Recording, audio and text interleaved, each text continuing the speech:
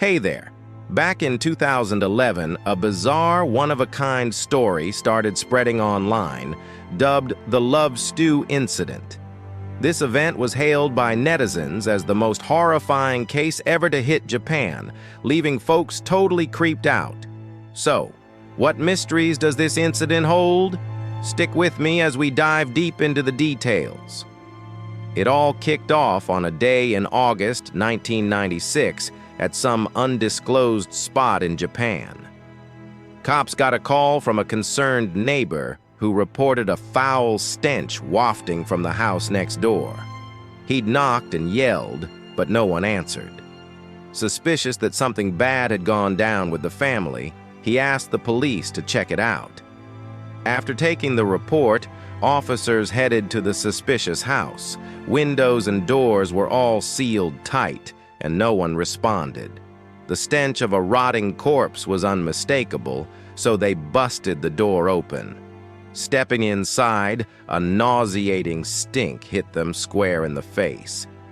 The entryway and kitchen looked pretty clean, but the smell was coming from the living room. When the cops reached it, the scene was a total mess. Black liquid pooled on the floor, its source unclear. A woman sat on a chair, spoon in hand, looking like she was eating a meal, but the table held no food, just a human head beside her. Across from her, another decomposing body sat, its face too far gone to identify, with a few flies buzzing around. The woman set her spoon down, turned to the cops who'd barged in, and didn't even stand. Calm as can be, she said, "Wait till I'm done eating this. Please give me a sec." Then she dipped her spoon into the skull next to her, scooped out a chunk of brain, and popped it in her mouth. The officers were stunned by the sight before them, struggling to stomach the nausea as they moved in to arrest the woman chowing down on brain. She didn't resist, just stared blankly at the skull. Afterward, the police searched the house, finding knives and a saw in a storage room across from the kitchen, tools likely used for dismemberment, though they'd been cleaned with no traces left. In the bedroom closet, they uncovered a bedsheet soaked with brownish-black liquid, reeking like the living room. They also found a diary on a bedside table. Based on its contents, everyone finally pieced together the horrific events that had unfolded in this house. The arrested woman was named Kanako. A year earlier, she and a guy named Akira had become lovers. During their time together, Kanako often bickered with her boyfriend over petty stuff. She always acted tough, refusing to back down during fights. Akira couldn't handle it, and one day in March, decided to break up with her, ignoring her desperate pleas. Not long after, he started dating a new girl named Emmy.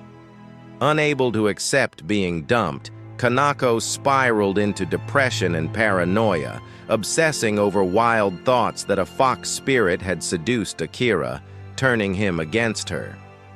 6 days after the breakup, Kanako called Akira, saying he'd left some stuff at her place and should come get it.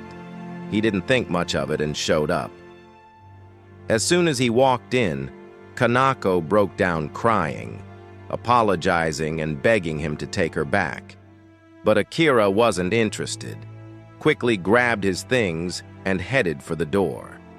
Seeing him step toward the exit, Kanako realized she couldn't hold on to him and grabbed a hammer, smashing it into his head. Akira didn't have time to react, collapsing to the ground. Still fuming, she hammered him a few more times to vent her rage. After unleashing her fury, she knelt beside her ex, gently stroking his face and muttering obsessively, "You'll never leave me again."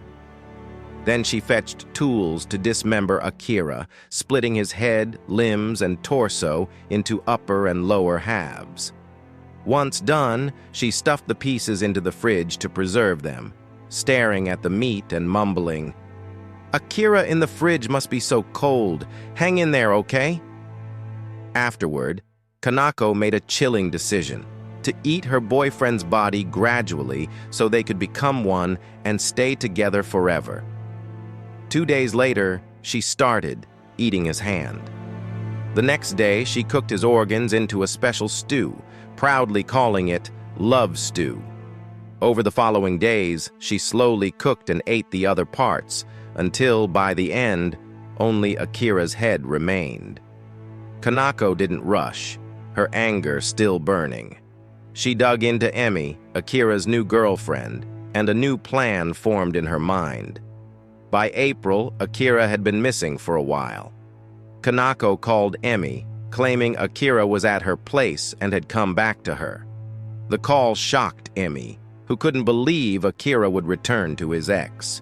Suspicious, she went to Kanako's house, exactly what Kanako had hoped for. Emi let her guard down, and the moment she walked in, she was knocked out and tied to a chair in the living room. Kanako then placed Akira's head on the dining table facing Emi. One of the eyes had decayed, looking like it might fall out. She wiped it a few times with a cloth and softly said, "Look at Emi, Akira. I'm sorry I couldn't take better care of you. Just use one eye, okay?" Then she shook the unconscious Emi, saying, "Wake up, Amy, look. Akira's smiling." Emi came to, screaming in terror at the gruesome sight, struggling to break free. But no matter how hard she tried, the ropes wouldn't budge. Overwhelmed by fear, she passed out again. The next morning, Emi still hadn't woken up. Kanako grabbed her hand, staring at a ring and muttering, "Is this the ring Akira gave you?" Not wanting an answer, Kanako laid Emi on the floor, then smashed a hammer onto her finger. The intense pain jolted Emi awake. She screamed uncontrollably, begging Kanako for mercy, but that didn't soften Kanako's heart. After a round of attacks, Kanako suddenly stopped. Remembering Akira liked things clean, so she dragged Emi aside and carefully wiped the blood off the floor. On the third day, Kanako approached Emi, fixating on her trembling lips and muttering, "Akira must have kissed these lips." Then she grabbed scissors and sliced off Emi's lips with a sharp blade. Next, she picked up the hammer again, smashing Emi's teeth. Her mouth quickly turned bloody, losing 3 or 4 teeth. Kanako wouldn't quit. After each assault, she'd let Emi rest, leaving her in a living hell. On the 4th day, with Emi still captive, Kanako cut off one of her breasts, convinced Akira had been lured away by it. Emi couldn't take it anymore, gave up begging, and just hoped for a quick death, pleading, "Please kill me!" But Kanako ignored her cries, grabbing pliers to yank out Emi's nails as a warning against nonsense. On April 6th, Kanako dragged Emi to the bedroom, stripped her clothes, spread her legs, and secured her body to the bed. Then she slowly poured hydrochloric acid into Emi's private area. Kanako kept going but felt a twinge of regret for not doing it in the bathroom, as the liquid was a pain to clean. Eventually, Emi couldn't endure the torture and died. Reading Kanako's diary, the police were chilled to the bone. It laid bare her twisted, sick mind. Here's a snippet. June 6th, 1996. Lately, Akira's been acting strange, so cold. He said loving me was a long time ago. I always feel he's forcing himself, but I've given him my body, money, and heart. Nothing held back. I've got nothing left to give. March 10th, 1996. The phone rang, maybe him. March 10th, 1996. I've slept for 3 days. My head's about to explode. His voice echoes, "Let's break up." It's a dream. It has to be. I know it's real. I can't let him go, never. We have to become one. He's just temporarily lost. He'll come back. I'll keep Akira with me, never let anyone take him away forever. The diary chronicled the entire process of dismembering and eating Akira. One entry from March 20th read, "Today I found out Emmy's the third wheel ruining us. I'll teach her a lesson." After that, there's a gap until the next entry 2 months later, detailing Kanako's torture of Emmy. The diary ends with, "Akira, you won't look at another woman again." The story cuts off abruptly here. Akira's body was discovered in August that year. After the case spread online, netizens dubbed it Japan's most terrifying incident. The post included 2 photos, one of a woman seemingly being interviewed, a fridge full of meat behind her. Paired with the case's tale, it made people think the love stew story might be real. But the details raise red flags, like Emmy's screams going unheard by neighbors. Plus, searching Japanese websites for the case's year, specifics, or names yields no records. So, the love stew incident likely stemmed from someone's fabrication. The photos of Kanako circulating online actually trace back to a 2011 Indonesian case where a 29-year-old Filipina, dubbed Woman A, was arrested by Indonesian police for murder. Local investigations revealed Woman A killed her husband and others, dismembered the victims, and stored them in her fridge. When in a good mood, she'd eat them. Shockingly, after eating, she'd host dinner parties, serving human meat from the fridge to friends and family. Folks who'd eaten her cooking before knew she was a great cook, but during these meat dishes, some noted an odd taste.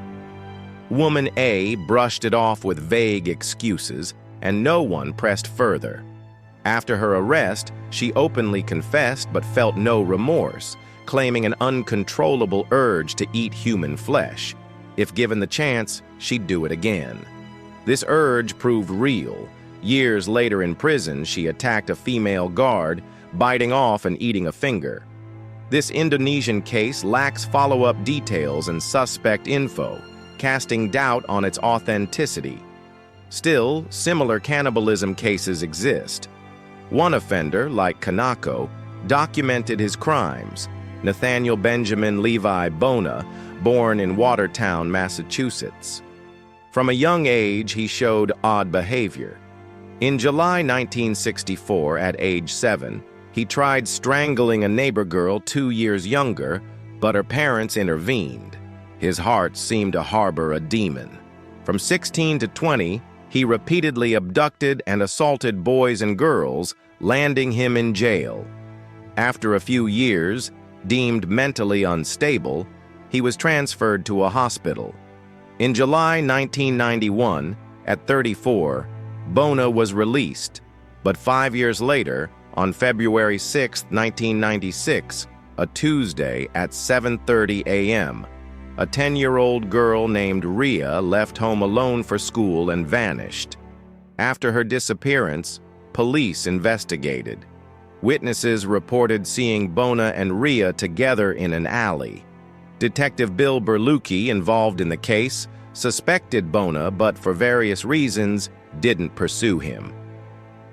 3 years later, the truth about Rhea's disappearance emerged. In December 1999, at 42, Bona posed as a cop with a weapon, lurking near an elementary school, and was caught. Police searched his home, finding 2 photo albums of kids' pictures, plus materials on knot tying and asphyxiation techniques. Notably, they uncovered a list with 54 boys' names, including Rhea's with a deceased note. They also found missing person flyers for Rhea and over 3,000 other perverse photos. A notebook with cryptic symbols like a code was cracked after months, revealing shocking details of Bona's abuse and cannibalism of children, complete with recipes using human body parts, like braised boy or French fried boy.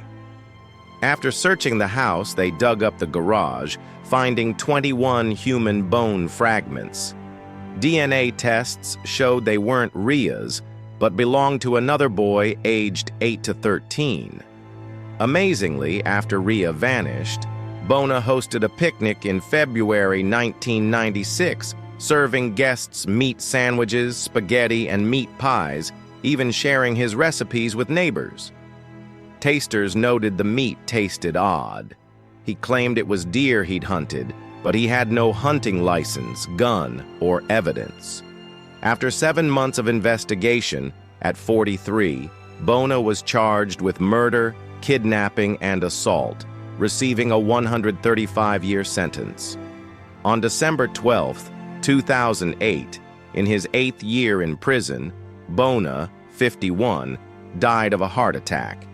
He was a twisted, violent cannibal who documented his crimes, showing a warped, sick mind like Kanako's in the Love Stew tale, except her story was fake, while Bona's was real. That's it for today's video. Catch you in the next one. Bye.